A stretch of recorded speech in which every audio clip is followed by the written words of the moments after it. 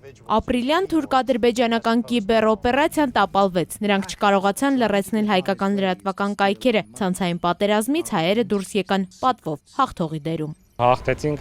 պաշտպանողական դիրքերից։ ՏՏ անվտանգության մասնագետը շեշտում է, լավ պաշտպանության շնորհիվ է, որ այս տարի կիբերհարձակումները քիչ էին։ Կիբերդիվերսանտները կոտրեցին 250 հիմնականում դրսում գործող կայքեր։ Եղած բաները դա ավելի շատ սիրողական էին, քան ուղղորդված ու լուրջ։ Փոխարենը հայկական կողմը անգործության մատնեց 1000 թուրքական կայք։ Դրանց մեջ էր հատուկ թուրքական քարոզչություն իրականացնելու համար ստեղծված մի կայք։ DDoS հարձակման հետևանքով կարճ ժամանակ խափանվեց Ցեղասպանության 100-րդ տարելիցի պաշտոնական կայքը։ Սրբադասման կարգի ժամանակ փորձում էին խափանել ուղիղ հեռարձակումը, բայց աշխատանքը արագ վերականգնվեց։ Ցեղասպանության թեման շատ ավելի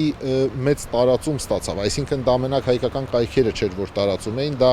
համաշխարհային ոնց որ տրենդ էր։ Անվտանգության մասնագետ Ռուբեն Մուրադյանը շեշտում է, հայկական թեման սոցցանցերում թրենդում էր ու թոփում։ Աշխարհը քննարկում էր հայոց ցեղասպանությունը ու դատապարտում ժխտողական Թուրքիային։ Թվիթերում իսկական պայքար էր, թուրք օգտատերերի ներողության ֆլեշմոբն էլ մեծ քննարկում ունեցավ։ Հայկական թեման երբեք այսքան չի քննարկվել, շատ երկրներում ցեղասպանության թեման բարձրացել էր top